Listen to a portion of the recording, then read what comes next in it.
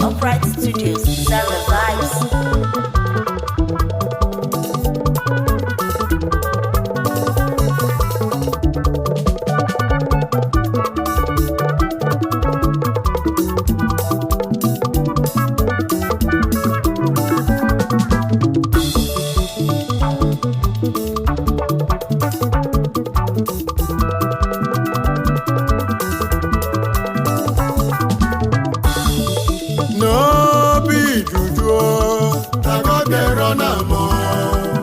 No be juju, ike ka nwa chịkwa ọkụ.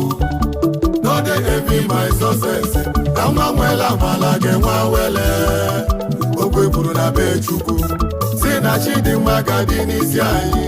Ndị amụsụ anabasigo, obi n'igwe ebidogo ọlụ. Okwe kwuru ti ọfọ, isi anyị n'oge tiri.